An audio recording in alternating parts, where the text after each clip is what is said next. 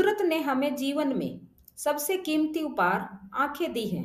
एक पल के लिए सोच लो, अगर आंखें नहीं होती तो कैसा महसूस होता है। जीवन में अंधेरा ही अंधेरा। लेकिन कुदरत ने और भी शक्तियां दी हैं। मन की आंखें। मन की आंखों से जो महसूस करता है वो दृष्टिहीन होने के बावजूद भी खुश रहता है। आपको 3 दिन के लिए देखने की शक्ति मिल जाए तो आप क्या देखोगे? यही बात इस वीडियो में दर्शाई गई है। एक दृष्टिहीन लड़की की मन की भावना इस वीडियो में हम देखेंगे। मेरे प्रिय दर्शकों, अगर आपने चैनल को अभी तक सब्सक्राइब नहीं किया है तो सब्सक्राइब कर लीजिए और वीडियो को लाइक और शेयर जरूर कर लीजिए। आज हम दिल को छू लेने वाली और एक बहुत ही भावनात्मक जीवनी पढ़ने जा रहे हैं। वह जीवनी हेलन केलर की है जो दृष्टिहीन है। यह जीवनी क्लास 7th इंग्लिश बुक पूर्वी के चैप्टर 3 डेज टू सी पर आधारित है और देखने की अपनी बेचैनी के बारे में लिखती है। वो चीजों को छूकर पहचानती है। वो एक पत्ते की समरूपता, बर्फ की चिकनी सतह और देवदार के पेड़ की खुरदरी छाल को महसूस कर सकती है। जैसे ही वो एक बढ़ती हुई कली को छूती है तो उसे पता चल जाता है कि नींद भरी सर्दी खत्म हो रही है और बसंत आ गया है। कभी कभी जब वो एक छोटे से पेड़ को छूती है तो उनका हाथ एक पक्षी को छू जाता है और पक्षी खुशी से झूमता हुआ गाना गाता है। उन्हें लगता है कि दृष्टि की भावना छूने से कहीं अधिक आनंद देती है। उनका दिल देखने की उनकी गहरी इच्छा के लिए रोता है। अगर उन्हें 3 दिनों के लिए दृष्टि मिल जाती है तो उन्होंने उन सभी चीजों की सूची बना ली जिन्हें वो देखना चाहेगी। पहले दिन वह अपने उन दयालु लोगों को देखना चाहेगी जो उसके साथी थे। उन्होंने उनके जीवन को जीने लायक बनाया था।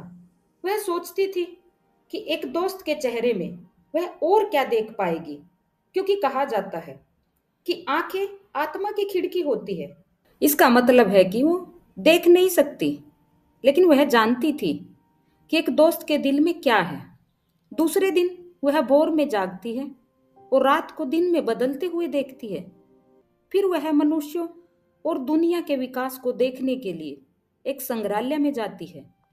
वह वहां पर डायनासोर और मस्तूलों के बारे में जानती है और कैसे छोटे कद के मनुष्य अपने शक्तिशाली दिमाग से जानवरों के साम्राज्य पर राज करने में कामयाब रहे हैं। तीसरे दिन फिर वह भोर में जागती है और रात को दिन में बदलते हुए जादू को देखती है। फिर वह शहर में समय बिताती है और लोगों को उनके दैनिक जीवन में चलते हुए देखती है। वह सड़क के व्यस्त कोने पर खड़ी होकर लोगों को देखती है। कोई लोग मुस्कुराता है तो उसे खुशी होती है। वहां पर खड़ी होकर वह उनके संघर्षों, उनकी दिनचर्या और उनकी खुशियों को समझना चाहती है होती है। अगर कोई किसी दृढ़ निश्चयी चेहरे को देखती है तो उसे गर्व होता है और किसी पीड़ित चेहरे को देखकर उसके मन में सहानुभूति पैदा होती है। फिर आधी रात को एक बार फिर वह स्थायी अंधेरे में आ जाती है। स्वाभाविक रूप से 3 दिन उसके लिए बहुत कम थे। 3 दिन के अंदर वो सब नहीं देख पाती जो वो देखना चाहती है। अंधेरा फिर से छा जाता है और उसको एहसास दिलाता है कि कितना उसने अनदेखा छोड़ दिया है।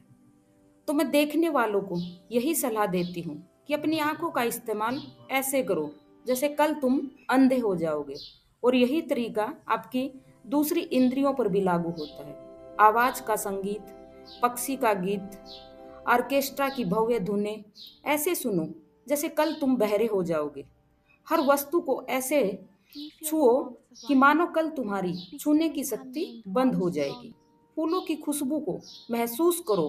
हर निवाले का स्वाद ऐसे लो मानो कल तुम फिर कभी नहीं सूंघ और चख पाओगे। अपनी हर इंद्री का प्रयोग बहुत अच्छे से करो ताकि प्रकृति द्वारा प्रदान किए गए विभिन्न संपर्क माध्यमों से संसार द्वारा प्रकट किए गए सुख और सौंदर्य के सभी पहलुओं का आनंद ले सको। अंत में हेलन केलर कहती है कि दृष्टि सबसे अधिक आनंददायक है।